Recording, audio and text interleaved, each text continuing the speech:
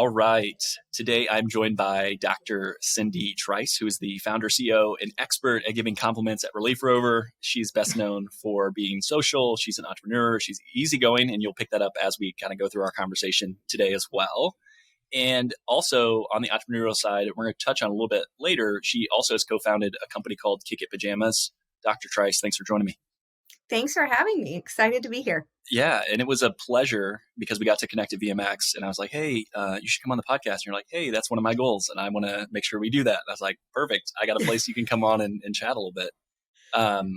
You all had a booth at VMX. You had lots of conversations, and maybe it was away from the booth, at the booth, but was there one or two things that really stood out to you at VMX that you took away thinking more about, or something that you really loved?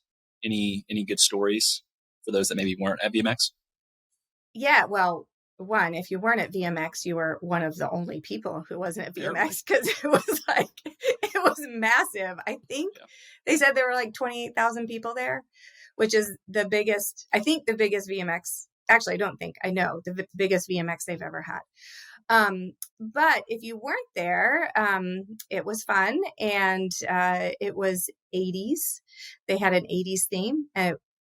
Complete with a roller skating rink, which is right down from the ReliefRover booth. But a lot of the great interactions we had at the ReliefRover booth were, one, just how much interest there is in relief work, whether you are a veterinarian, whether you are a technician. A lot of people are interested in trying out relief work for multiple reasons. And I think that is one of the interesting things is, traditionally, we think relief vets have been around, for as long as our profession has been around. And it traditionally was someone who really would, either would fill in for their buddies, right? Like you just come in and do relief for your friend down the road. It wasn't necessarily a career. And then I think it kind of has started to evolve into a career choice where you can choose to be a relief vet as a way to be a practicing veterinarian. But as our lives become more busy and more complicated and we go through our different life phases, people are using relief work for other reasons too, like maybe just temporarily when they're taking care of their children or they have elder care in their lives, things like that. So it may just be for a temporary time frame in their life where they need the flexibility of being a relief vet. And then we've also noticed that some people are using relief to shop for a place to land. So I think relief is serving lots of different purposes. And we heard all these different reasons at the booth, people coming to us and inquiring about relief practice and how it can fit into their lives and careers. And so that was really fun to hear. Yeah, it's amazing. I remember you telling me about the 80s attire in the concert. That was great. So I like fun. 80s music, right? I do. It's much better than a lot of the newer stuff that comes out. A lot of it's just not great. It all sounds the same. But when you think about ReliefRover, it's one, I think you've done a fantastic job. And I would say this even if you weren't here, like from a branding and recognition, I feel like it's something where people know ReliefRover. But for those that maybe don't, how would you kind of describe or give a high level overview of what the mission and like what you're trying to accomplish? Yeah, so I originally, ReliefRover is bootstrapped, solo founded. I have been a relief vet almost my entire career. I'm a 2004 UC Davis grad. And so I had a couple of evolutions as a relief vet. First, I had this realization that, hey, this could be a career choice. I'm actually a business to business service provider. And once I had that realization and that the clinic was my client, it elevated the game for me and it made it more fun. Actually, really, I liked being a relief vet before, but I liked it even more when I had this realization that it could be a career choice.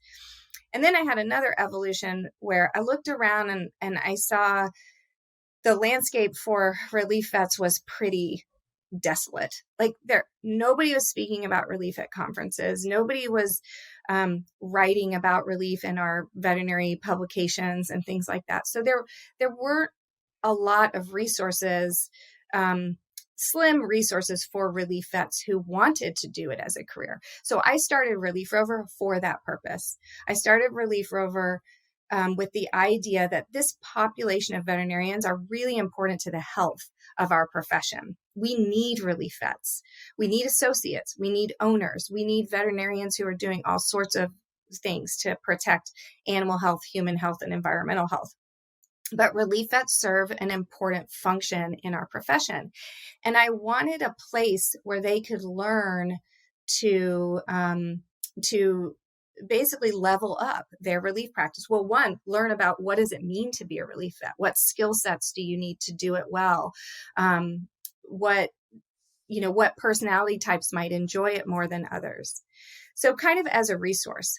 And then as we built this community, I wanted to be able to connect them to jobs, to resources, to service providers who could help them grow their businesses. And as we learned and this community grew, that's when I started realizing all the different reasons people become relief vets. And we wanted to support all of those people, not just the career relief vet people. And so that's what we do. So we're really a community or an education platform, and we're a connection platform, kind of like a dating site.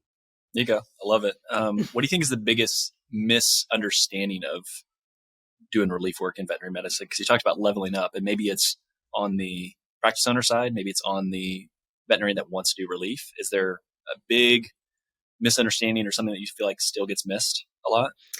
Yeah, I think, and this one's going to be surprising because on one level it seems very self-evident, but I think the thing that gets missed a lot is that the clinic is your client, not the pet parent, not the pet. Now, of course, you are going to serve the pet parent and the pet because one, as your duty to being a relief veterinarian, a veterinarian, period. But that mindset that the clinic is your client and that your job is to come in and support that clinic and to help that clinic have a good business experience that day, and have their clients have a good experience that day. So kind of contribute to that clinic's blue sky, and have their team have a good day when you're there. That your responsibility as a relief vet goes beyond just practicing good medicine for that patient. That very much is a part of it. It just isn't the only part.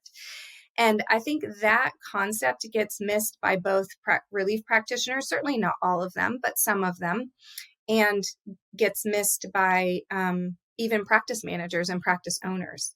They just think, oh, this is a warm body to come in and fill the shift to, kind of plug the hole, but it's not. There's so much more to it than that, or there can be. And when you come to that realization, because I didn't get that at first either, to be honest. But when you come to that realization, the job is more fun and more rewarding, and you can actually really do a better job for your practice customers.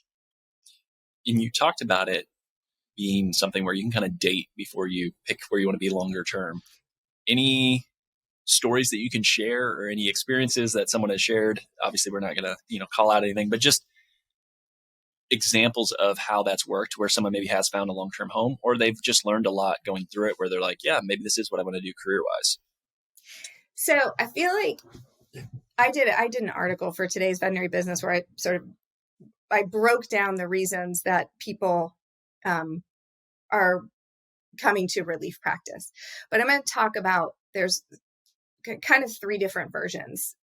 There's more than that I broke them down into, but we're going to talk about three. So one version is the career relief vet, the person who says, I want to be a business to business service provider. I want that clinic to be my client. I actually love serving my colleagues. I love giving owners and associates their hard-earned breaks. So there's that version of it. Then there's the version of it where I'm not sure if I would like relief or not, but I'm going to, try it out. Right. And sometimes those people may be escaping a work culture that they don't like or they don't fit into very well. Maybe they've tried out a few work cultures and they haven't found a good fit. And so they're thinking, well, maybe relief will be better. Sometimes and they might not believe that there's a good hospital out there for them. They might feel like, you know what, I'm not going to fit in at any place on a regular basis. So I'm just going to do relief. I still need to earn some income. I want to use my training as a vet. I still like to be a vet. And sometimes those people end up finding a place that they like, because by doing relief, they'll be like, oh, I didn't even know a hospital like this existed, where I would feel so much a part of the team, where I would just love the way that they work and the way they practice. And then they want to stay. So that's almost like the unintentional shopper, right? Then there's the purposeful shopper. I call them, try before you buy, or secret shoppers. So those are the ones who are purposely using relief practice to find a place to land. And they're not telling the hospital that necessarily, because they don't want the hospital to know, because they're on, it's true that when you're interviewing for a job as an associate, you're going to be wooed, right? And everyone's going to be on their best behavior. And it's normal for that to happen. But if they don't know, you get to see, if you're a relief vet, they're really not typically changing their behavior for you. They're just acting like they always act, and their flow is like it always is. And nobody's, minding their P's and Q's. So you get to see what places are really like. And honestly, it makes all the sense in the world for both the veterinarian and the hospital to date before they get married. And I will ask people this when I do talks on it. I will say, okay, raise your hand if you're married. Okay, those of you that are married, raise your hand if you went on more than 2 dates before you got married. Everyone's hand stays up. I was about to say, is there anyone that has never raised their hand? Because that'd be an interesting story. Right. And I know it happens. Sure. And it probably happens in Vegas. And there's probably alcohol and Elvis involved. Sure. But it doesn't happen very often, right? And those relationships may not last. Yeah. But because that's an important decision, right? It's an important decision that you plan that it's going to last. And so is a job, right? When someone brings you on as an associate, people switch jobs a lot these days, so maybe the expectation is a little bit different, but the hope is that you'll stay, because they invest a lot in you and training and kind of, getting you onboarded. They want you to stay and contribute to their business, and they want to provide a good work environment for you. Well, ideally, right? But that kind of relationship, you guys need to know each other first. It needs to be more than, I just read a job post that says we have great culture in this machine and that machine. And then 1 or 2 interviews where, maybe everyone's on their best behavior. And it can, the breakdown can happen on either side, right? Like the hospital could hire someone and then find out 3 to 6 months in, that person is not a good fit for them, or vice versa, or it could be mutual. And then you got to unwind things, because perhaps contracts have been signed and things like that, things that it can affect your life. So try before you buy. Using relief as try before you buy is actually a great strategy. To me, it makes all the sense in the world.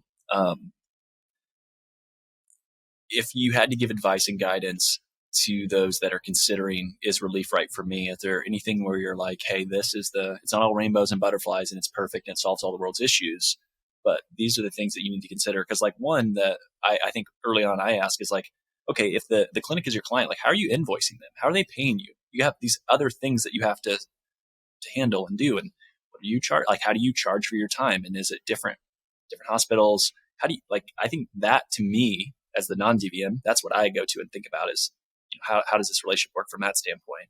But what would you encourage or suggest for those that thinking?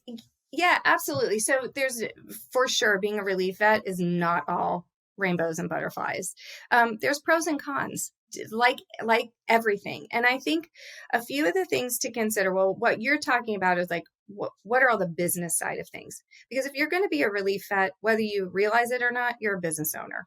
You've just become a business of one, you're a business owner, and you have all the responsibilities that come along with that, including deciding what you want your business to be. Are you going to be a sole proprietor? Great. you can certainly do that. Some states may require you to be an LLC or a PLLC. Some, you may, depending on your financial circumstances, it may make more sense for you to be an S corporation. These are all, there's no one answer for everyone. So that's something you need to think through. Then you've got to figure out, your value proposition, right? Like, how much are you going to charge? What are your rates? And the way most people figure it out is they say, okay, what are other people charging? And I get that. That is like a down and dirty, easy thing to do. But you may want to consider it. That's a good place to start, but you may want to consider it even further and really think through what value am I offering to this clinic? Do I do consultations only, or do I do surgeries? Do I have particular skills in dentistry? Can I do behavior appointments, or can I bring my own acupuncture equipment, or whatever the case may be? Think about what you bring to the table, and then come up with your rates based on those things. But certainly figuring out what the going rate in a region is a decent place to start. So you got to figure out your rates. You got to figure out how to invoice. It's pretty simple in your bookkeeping. There's lots of software that you can use to do things like that. But then you've got to figure out, you've got to pay quarterly taxes.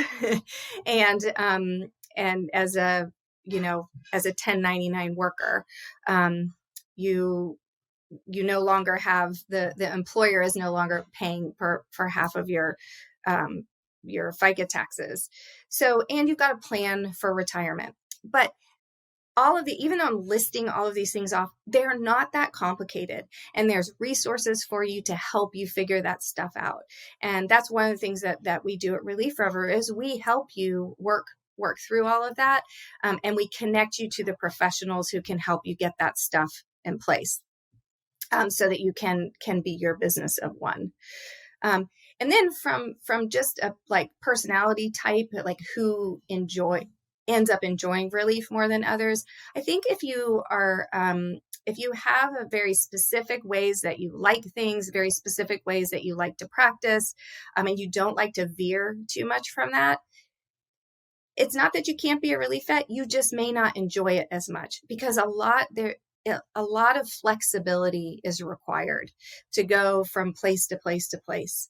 You need to have a agile medical mind, because you may not have all the equipment that you're used to having. You may not have all the medications that you're used to having. The technical staff may have varied skill levels, and you need to be able to work within lots of different situations to enjoy it and to be able to flex and not feel, overly stressed by that kind of thing. I also really believe you need to be a people person. As veterinarians, that are working in clinical practice, we're in a service business, right? So really, we do much better if we are people, right? Because we have to deal with people all day long. But you have to layer on the fact that you're not only dealing with clients that you haven't gotten to know, pet parents that you haven't gotten to know, you're dealing with team members that you haven't gotten to know and that may not know you. And so you need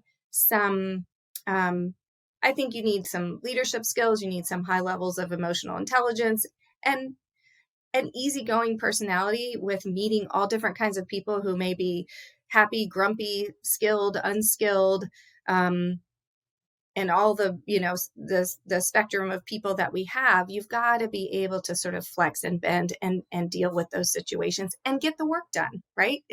And get the work done and get the pets taken care of and make sure everyone has a good day.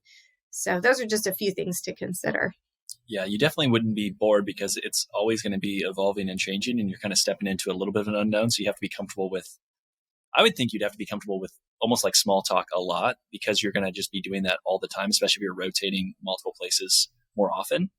And it's going to be harder to foster maybe deeper relationships, and maybe you do, right? But was that ever a challenge for you as you went through, of like, if you're not going to be there longer term, people wanting to, just keep things really service level versus getting to know each other? Or do you feel like because they know you're here for a while and then you're gone, that maybe they're sharing things they maybe wouldn't share? Like, is that ever come up, or both those things can happen? And this is where, for me, it comes in handy to be a people person, because I don't know, I like people and I like I don't care if I'm just going to work with them for a day or if I'm going to work with them for weeks or if I'm going to keep coming back over and over. I'm so curious about who they are. So I'll ask them a lot of questions, time permitting, and just to get to know who they are because I'm interested in who I'm working with that day. So can be a lot of that small talk and getting to know people. I happen to enjoy that. That's fun to me. But it's not true that relief vets can very much feel a part of teams because a lot of relief vets will end up working at the same places over and over. Like it may be that relief vets have a handful of clinics or maybe 2 handfuls of clinics that they work with on a regular basis. So they really become a part of the team. So it's not all, it's not that you're changing clinics, all the time and then never going back to them. That usually is not the case. Mm-hmm. If you looking at your career in veterinary medicine, we're going to talk about some of the other things that you're doing as well here in a little bit. If you would go back and were able to change anything, would you? And if so, what would it be? And if not, kind of why? I know that's a big philosophical question, but you take that any way you want. My philosophy in life is I'm not a backwards looker. I'm not a regretter. I'm not a backwards looker. I'm like a forward looker. So I wouldn't change anything. I wouldn't change anything in my life, the good things that have happened to me or the bad things that have happened to me, because I've learned something from all of them.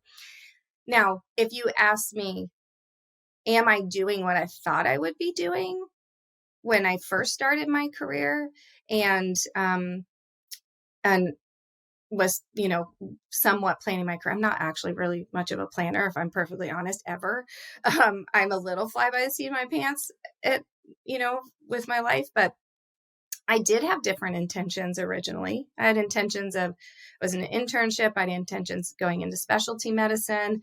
If I could split myself and be lots of different people, then yeah, there's like a ton of things I would be interested in doing. Like I would, there's one part of me that wished I would have become a veterinary dentist because because I think I think taking care of animals, like oral health, is one of the things that we can do that just changes their life for the better. There's so many animals with horrible periodontal disease that just live with this suffering of oral pain, and it can end up affecting, other organs and their health. And it goes so underserved, not because the veterinary profession isn't doing a good job of trying to get it done, but there's still a resistance. Like there's so many animals that we could help. That's why. Why do you think, because this is interesting, so later today I'm going to have a conversation with a practice owner in dentistry. It was on the list of things we're going to chat through. And I just look at it, and actually, oddly enough, the very first episode of this podcast was with Mary Berg, who talks about dentistry, yes, which was such a strange first episode to do, but I had met her at Vet Partners. I didn't know a ton of people in vet med, and I was like, hey, would you want to be on a podcast if I started it? And she's like, heck yeah, let's do it. So great episode. I've learned a lot since, but on is it the pet parents don't feel like it's something that makes sense to do, and it's an awkward thing. We're like, I don't want to. Like, what's the disconnect? Because you hear about human health, and so much of the research is there. Like, you take care of your mouth, the rest of your body. There's so much that, organs, health. Like, we know that makes sense that it's the exact same way in animal health, and we've been told that as well. And I've heard that. So why is there the disconnect of, if we take care of this, maybe it actually solves a lot of these other issues? Yeah, I think some of the disconnect is the fact that when we go for getting our teeth cleaned, we don't go under general anesthesia every time. I think that is a big barrier for people. And I understand that that is concerning to pet parents that, oh my gosh, I don't want to put my animal under general anesthesia every year to get their teeth cleaned. So I think that's one barrier. I also think there's just this, even though we may understand it from a human health perspective as individual people who go to the dentist and sort of take care of our oral health, and people who understand how bad, I mean, think about how it feels when you have a piece of popcorn stuck in your tooth and it's like, oh God, it hurts. Right. And it'll drive you crazy until you can get it out. Let alone if you've ever had like a, abscess tooth or something, like the pain, that's a lot of pain. So some of these animals have that for years and their mouths are totally abscessed. And I think that there's sometimes can be this misunderstanding that, like, I don't know, people will say, well, wild animals don't get their teeth brushed. Wild animals they don't. And they also sometimes die an early death because they can't hunt anymore. They can't eat anymore. They still get abscess teeth. They still have the same anatomy. It's just that we're not out there examining their mouths. And Mary Berg is like a way better person to like talk to the details about, and perhaps even this practice owner. But I do think there's sort of a disconnect about the need. I think there's a fear about anesthesia. And I think, I think those are probably the two things. And that's our job is to educate. And sometimes we have to educate over and over and over again because the message doesn't get through the first time. And my last little plug for dental stuff is literally brushing your animal's teeth, as crazy as it sounds, makes a huge difference. I have 2 little dogs that would have a horrible periodontal disease. We brush their teeth every night with chicken flavored toothpaste because that's their favorite. And it makes all the difference in the world. So if you can make it a habit, do it. Yeah. What's something I haven't asked about with regards to relief work or ReliefRover that you think is important to share? I think that what I would say is that, well, maybe there's one thing. I have started to hear complaints on the practice side, from veterinary owners that, it's so frustrating. Everyone wants to do relief. I'm having a hard time getting an associate because everyone wants to be a relief vet. And what I would just say is let's learn from this, right? Like, why are people rushing to relief? And I think we can learn from this, and we can learn about this new workforce, what their needs are, and flexibility is huge. People need flexibility in their lives, and we just don't live a lifestyle anymore these days where, Monday through Friday, 9 to 5, which is, as you well know, not what veterinarians actually work, but let's just, say for argument's sake, 9 to 5, Monday through Friday doesn't work for the entirety of anyone's career, really. That kind of model was set up a long time ago when the dynamics of how we live was different. And so this rush to relief is a lot about flexibility. It's a lot about finding the right culture and finding the right fit, and the importance of that, and the importance of, building a relationship. So what I would say is all relief vets don't want to stay relief vets. Some of them do, and that's great because we need them. But some of them may be willing to land at a place if they find the right place. So I say think of relief as talent acquisition. Yeah, I like that. Switching gears a little bit, I know you've done a lot of different speaking. You talked about, writing as well, and, in speaking engagements. Is there any speaking engagement or topic or anything that, when you're done, there's been an interesting experience or engagement or follow-up from something that you've done from content? I mean, all I can think of like the first time where I basically blacked out the whole time, but somehow I had memorized it, so it came out of my mouth, but I didn't even know. Like, I literally blacked out. I was so panicked. So that was one thing, but I don't think that's the question you're asking, but that's what popped in my head. I think that's normal because I think a lot of times people will go to, let's say, VMX, right? And there's people that are paid to speak and like, oh, how cool is that? I could do that. I would love to do that. I wish, I'm going to put my name in and I want to do it. And then you go and it's your turn. And it's like, oh my gosh. Like, there's people that talk about they would much rather do XYZ than public speaking, right? Like the fear of public speaking is massive. It is. And it's, even like, I'm not shy at all. And I love people and I love talking to people, but there is something different to me about standing up and speaking. And so, yes, I definitely, it makes you panic. I'm better at it. And I actually do this talk, and this called Practicing with Courage in the Age of Fear. And it's a little bit, I start out by admitting how afraid I am to be standing there, which is less true today than it was before. But it's still true. Like, I still get very nervous. But, and then I talk about it's because I practiced, right? And because I did it anyway. I was afraid, but I did it anyway. And, and then we talk about, in that talk, we talk about a lot of the things that as veterinarians we're afraid of, right? Like, we're afraid of hurting an animal, making a mistake. We're afraid of upsetting a client or getting sued.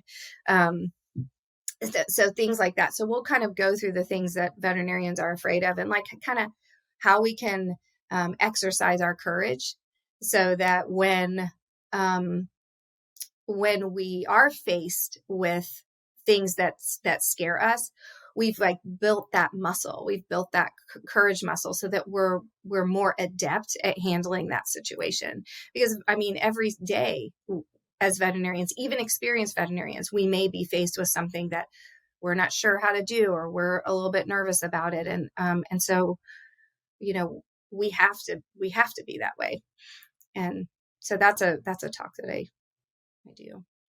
Totally. And I don't do probably nearly as much public speaking as you do and others within the industry, but I've done enough. And it's the same thing. It's never like perfectly feel confident in what you're talking. And it could be, to establish veterinarians, it could be a VBMH. Like, the feeling is the same that I have. It's like, It doesn't matter who's there. It could literally be a kindergarten class. You're so like, ugh, like they're going to give me, they're the worst, their attention, right? Well, they're going to ask me a question that makes me look like a real fool and be like, you're a complete fraud, Isaiah, you know nothing. Right.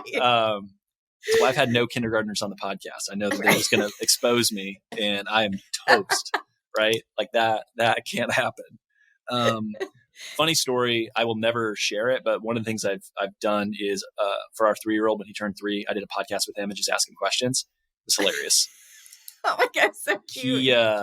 We talked for, I think it was like 12 or 13 minutes. He never talks about cats. Never heard him talk about cats. He talked about cats for like 4 minutes. I'm like, where is this coming from? Like, it was so weird. And it's hilarious. And I can't wait to share it with him when he's older, but I'm going to try to do that with our youngest as well when he gets old enough. And every year, just have a little episode and then put them together. I was going to say, you should do that regularly. What it's treasure for your family. And I had heard that you should do that with like grandparents or those that have the stories and then pass. And, for my wife and I, some of those people are already gone. Right. And so it's like, how do you capture some of the other things? And my son knows that I have a podcast and do that because he'll sometimes play with the mic and have some funny videos of him doing goofy stuff when I'm gone. But that to me is an interesting way to kind of do that in the future. So I think, if you can document conversations or have some fun with that, you don't have to, have anything official, but it's interesting. And I do think it'll be something fun that we can laugh on in the future. So I don't know how we got that, but I don't think I've ever shared that. So there you go. There you go. I love it. I wanted to ask, because I say this a lot, and I say this, my wife's a school teacher, and I'm like, you have so many skills that are transferable outside of teaching, but she doesn't see it as much as I do. And I think the same is true in veterinary medicine, where the skills that you learn going through vet school and practicing medicine are super transferable. You've done a lot of stuff outside of veterinary medicine, starting companies, doing stuff from an entrepreneurial perspective. Is there anything that you feel like, hey, being a veterinarian helped me in this situation? And maybe it's back to, just the unknown and so much broadness of what vet is, like vet med, because again, talking about all the different things that you see from a day-to-day basis, I can walk in the door. But if you had to look back and say the training that I received as a veterinarian helped prepare me for some of the things I do from a business perspective, I would love your feedback or thoughts there. Yeah, absolutely. Because, and I think some of it does have to do with the, any veterinarian does need to have a flexible mind, and because even though we learn about specific disease processes and, specific, how we get to a diagnosis, what are the things that we do? We make our differential list and we figure out how we get to a diagnosis. And then once we have a diagnosis, we figure out our treatment plan. But, and this comes as a frustration to human patients and to pet parents a lot, because we would, and to us as well, like we would all love everything to be very cookbook. Okay, you are coming in with these symptoms. These are the tests we need to do. This is the diagnosis. This is the treatment plan. This is going to be the outcome. We would love for it to be that simple, but it isn't, because it's biology. And so veterinary medicine is part, science and part art, and part intuition and experience and observation and things like that. So you've got to really pull all of those skills to do your best job to provide a good outcome for your patient. So those same kind of skills, like having that flexibility and that kind of agile mind where you can problem solve with a dynamic problem that might change on you in a dime. You thought one thing today, and then tomorrow you get a call and it's something completely different. They tell you that's not at all what has happened with this pet, and you've got to switch your plan. You got to do that all the time in business and in a startup world. So I do think that agility and the ability to look at things analytically and also creatively are requirements for being an entrepreneur. I love that. And I know one of your entrepreneurial endeavors, which is the KickIt Pajamas, was kind of started because of your battle with cancer. So I would love for you to kind of share as much or as little as you want about, that business, your story there. I'll let you kind of take it from there. Okay. Yeah. So so right when I graduated vet school, like I said earlier, in 2004, and I did an internship at the time it was Florida Veterinary Specialist, but now was the mothership of Blue Pearl. And 3 months into that internship, I got diagnosed with advanced cervical cancer. And so dropped out of the internship and got treated with chemoradiation. And I had lots of hospitalizations because the way they treated me at that time was I would be in the hospital, usually for about a week at a time, getting my chemo for 24 hours. My favorite gift that I got was a pair of pajamas, because being in the hospital so much, it sucks to wear those hospital gowns. Like, they're uncomfortable. You feel exposed. I was dating this guy at the time who is now my husband, and he would come visit, and I felt way better when I was in pajamas that A, were kind of cute, and B, covered me up more. I felt just more dressed and like a real person. And when I would do laps around the nurse's station, I felt more dressed and like a real person. And interestingly, there have been studies that show that the medical staff treats patients differently when they're wearing their own clothes in the hospital.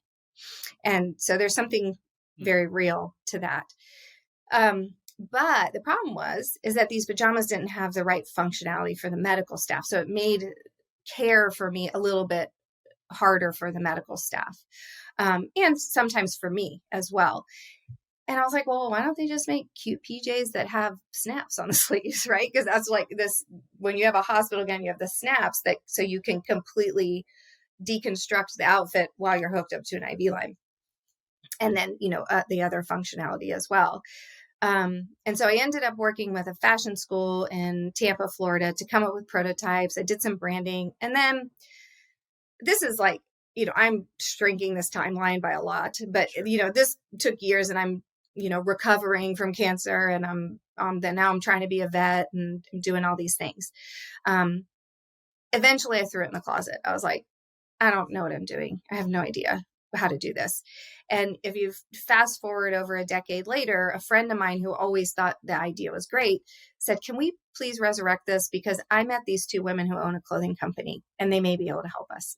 So in December of 2020, we relaunched KickIt Pajamas with 4 of us as co-founders. So we had people with experience in design and manufacturing.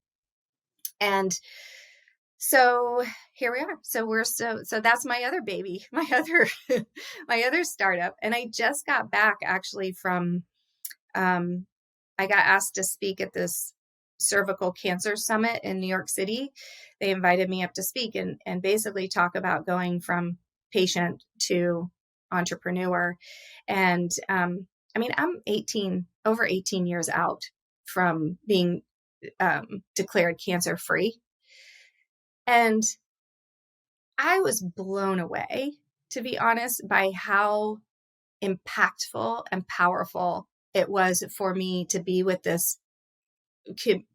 these women who were either still in the process of being treated for cervical cancer or cervical cancer survivors. And there were physicians and nurse navigators and other like industry people at this conference. But it's still very much a part of my life. And KickIt Pajamas, our mission is to help, like the reason it's called Kick It is because our mission is to help kick cancer off the planet. We want to be, we give back a portion of proceeds to cancer patient support and research organizations. And we want to be a profitable, healthy company so that when we do give back, we're giving back in a way that can really, really make an impact. Thank you for sharing that. That's, awesome. It's a great story. Hard transitions in this podcast happen all the time. So I'm going to transition because there's so many different, emotions that go into that. I appreciate you sharing because it's obviously something, like you said, 18 years, but you can still remember going through that when you don't know what the end result of all that is, right? Like there's still a lot of unknowns. Talk about, being, scared, or things that, we talk about in vet med, right? Like when you run through that personally and you think about health, right? Everything's great until all of a sudden the things that you take for granted are gone. And it's how like life is so fickle like that, where, you just feel off. It's minor stuff. You sprain an ankle, you're sick, like you're just off. And then you get like really sick, like cancer. And it's wild. It's hard to, as someone that has not gone through that, hasn't had any immediate family when I've known them go through that. My mother-in-law had breast cancer and her sister had breast cancer and passed away young. Like I know my wife's talked about that, right? Knowing her aunt when she was little and then when she passed away, and like hearing those stories, but I wasn't around. Like I wasn't dating my wife when she was obviously, in elementary school or whatever. Right. So there is just hearing those stories of the way that's looked is hard for me to understand because I haven't, thankfully haven't had to necessarily go through that. But so many families definitely do. But the transition, it's a really long-winded way, which is, again, a style of this podcast of me stumbling around before I figure out what I want to say. I always let guests ask me a question. So I've swiped this from another podcast I really liked, but when you come on a podcast, you have this person basically ask questions the whole time. And I like to, as we kind of come to a close or think about how do we wrap this up, allow the guest to ask me a question. Is there anything you want to ask me? I know we chatted at VMX, but maybe there was something when you left, you're like, I want to ask Isaiah this. Anything top of mind? And it can be silly, it can be serious. I've had all ranging kind of questions. So what made you pick the career that you picked? Yeah, I don't know if I think a lot of times I get the question of like, why vet med? But the career, I think it maybe hasn't been answered as much. So I grew up in rural Indiana on a hog farm. And so my dad and like that whole side of the family farmed. He got out of farming when I think I was 12. And part of the reason was didn't make much, right? It wasn't a profitable farming operation. And it was like, my parents were tired of, almost like, harvest to season to harvest season of like writing big checks, but not really able to take a lot home. So I grew up fairly humbly. There's lots of people that have grown up a lot more humble than I have. And I mean, I saw people that worked really, really hard, but money was a struggle, like point blank. I came up from a big family, a lot of mouths to feed, a lot of stuff going on, a lot of, just we can't afford to do that. Or I think my parents are very frugal from that standpoint, which is something that's definitely translated and something that I've kind of learned of like, money doesn't have to be this like scarcity mindset. So typically when you meet someone, money was always abundant, it was just there, or it's like there never was enough. And I felt like as a child growing up, you always saw the not enough side of it. And that's not any sort of slight or negativity towards my parents. We've always had kind of an interesting relationship that's been challenged at times, but I do appreciate what they did. And there was a lot of things that I was able to take away from that. But basically I saw my parents struggle. And when I was a young kid, I said, I don't want to have that for, my family. Like if I have a family in the future, I don't want that to be something that my kids take with them when they grow up. And so ultimately it was an education for me. Like I want to learn about this stuff. My parents are not what I would consider financially savvy. My dad started buying farm ground when he was super young. So like that is his investing, right? His investing is I buy this asset, I farm it, and then when he quit farming it, he cash rented it, right? So he gets income from that. They have a little bit of traditional investments that they bought pre-kids back in the early 80s, but they didn't really save much outside of that. It was back into the farm stuff. And so that's been interesting for me to see that. And then what I do now is so different, and just seeing the world through being able to interact with clients in all different stages. So I started my career at Merrill Lynch. Basically, I've told this story a little bit.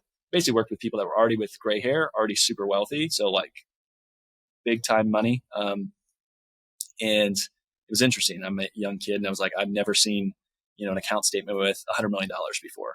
I saw that and I was like, holy cow, like this is insane. And like this family lineage of success brings success of like how it worked. And like that is an extreme example, but I was like, I thought $1 million on the statement was crazy. And I was like, then it almost came numb to it because you'd see it all the time.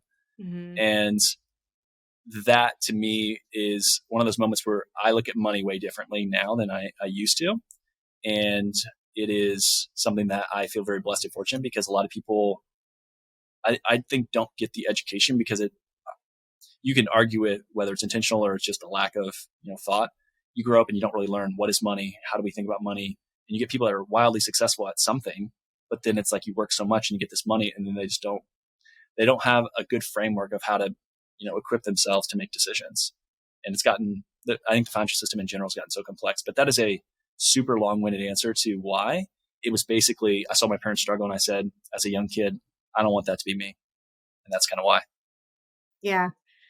Well, I feel like when career choices and stories come from something like that,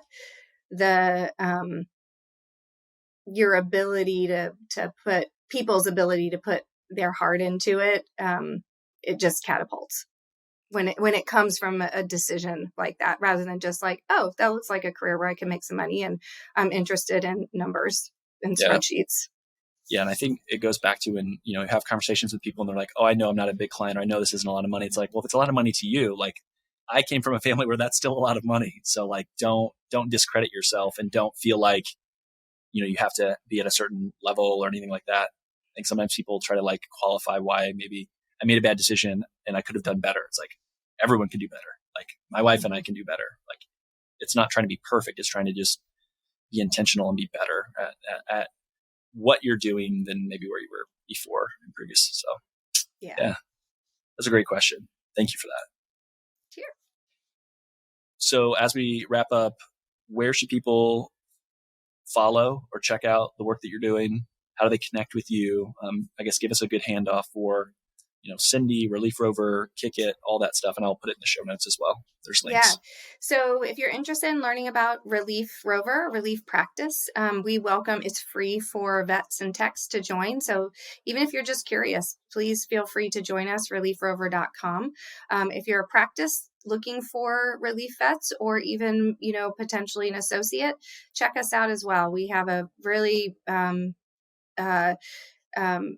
value-based subscription, monthly or annual, to let you build connections and build relationships with the members on our platform.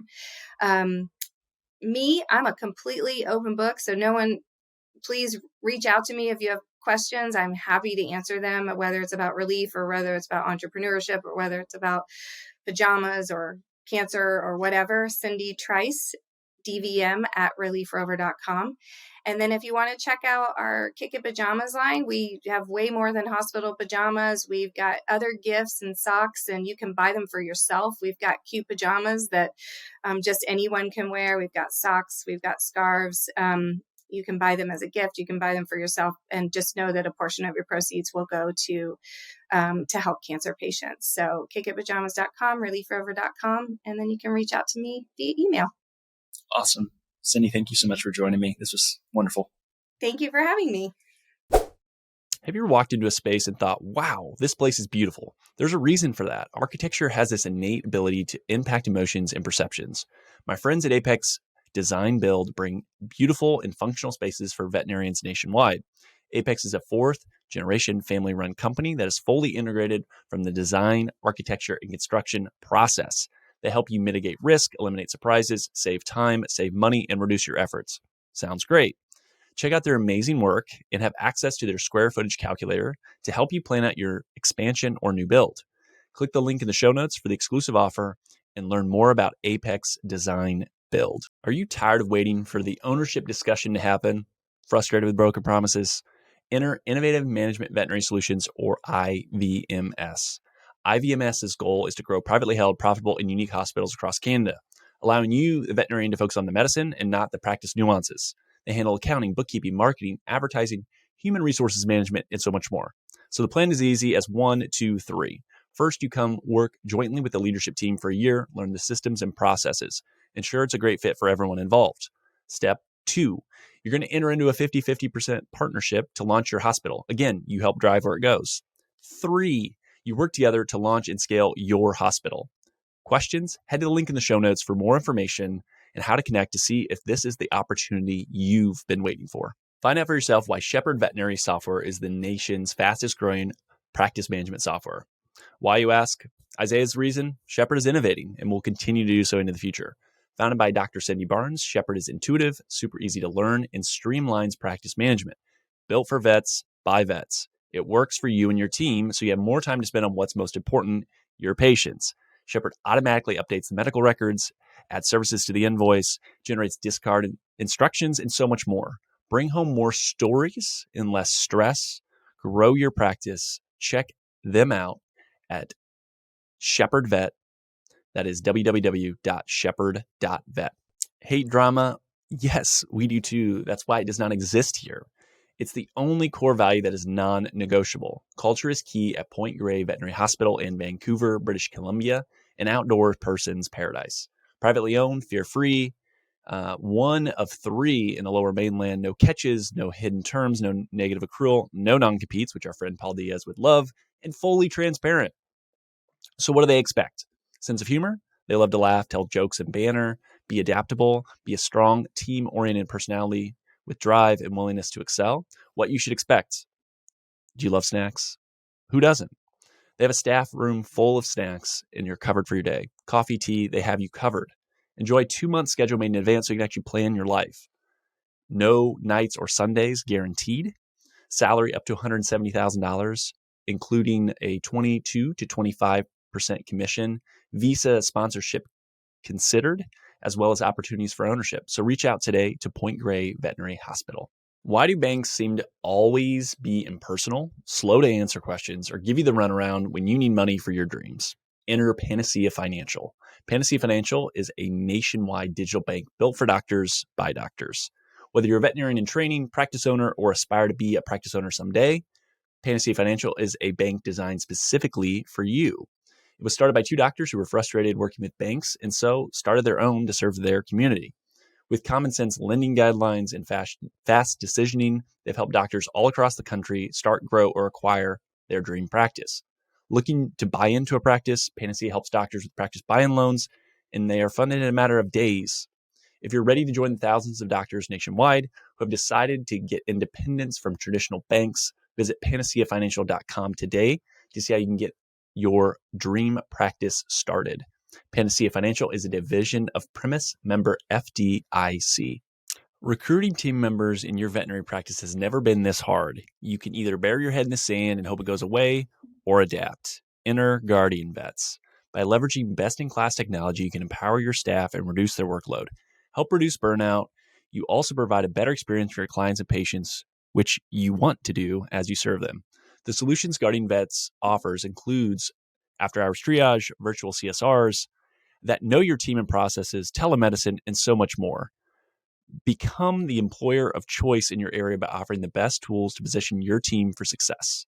Whether you're starting a de novo, clinic, multi-doctor, or multi-location, Guardian Vets can help you be more efficient and effective.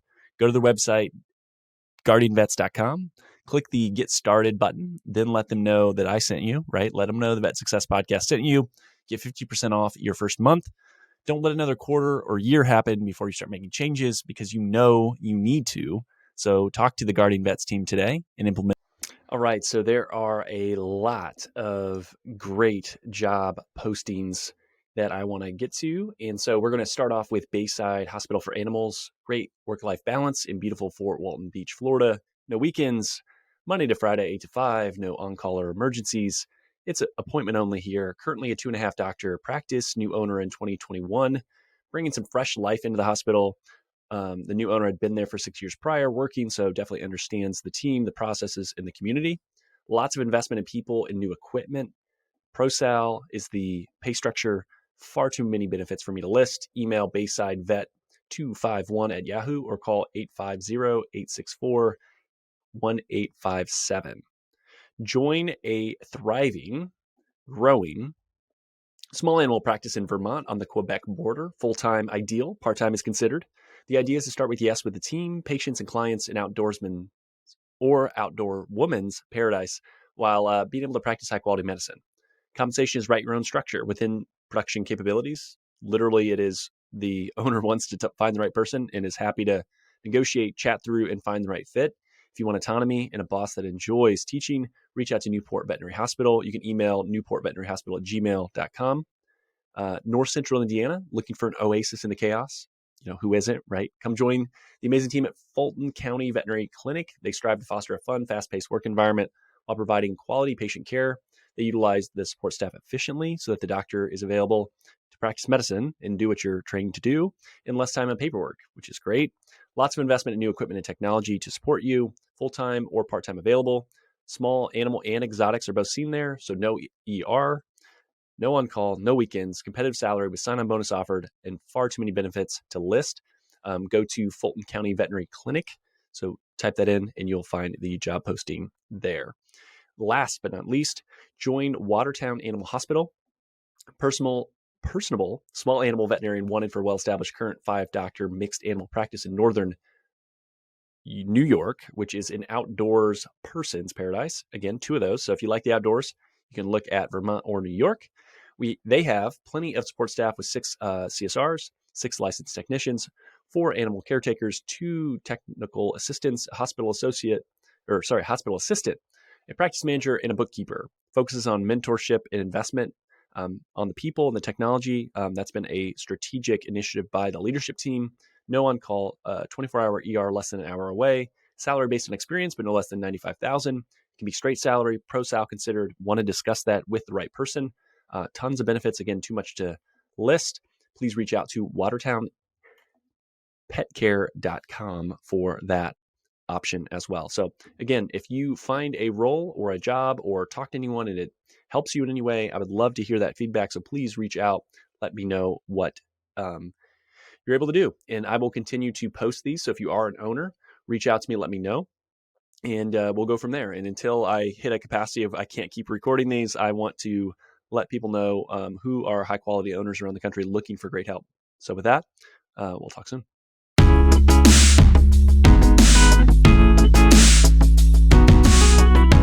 Thanks for listening to today's show. The comments made on today's show should not be taken as investment, tax, or legal advice. All comments are for educational purposes only. You should talk to your professional team before implementing anything.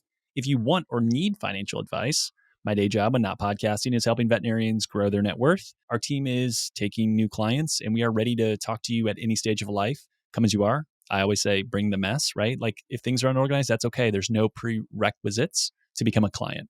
Isaiah Douglas is a partner at Vincier Wealth Management. Isaiah is a registered investment advisor, registered with the SEC. The biggest compliment you can give me in the podcast is to share it with a friend. Reviews help the show get found, and Apple Podcast is the platform that is predominantly used for people listening to the show. If you have 3 minutes, love the show, head over to Apple Podcasts, give us an honest rating and review. It helps more people find the show. Also, the new YouTube channel is up, and I'd love to have you subscribe. Vainly, I want 100 subscribers at least.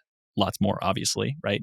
But I get a vanity URL if we get to 100. That would be great. It makes it easier to find the YouTube channel as well. For all of today's links, information, head over to the veterinariansuccesspodcast.com. There you can subscribe to your favorite podcasting platform. It'll be a link to that YouTube channel I just talked about. You won't miss any other episodes, whether you listen on Spotify, whether you have some other ancillary podcast platform.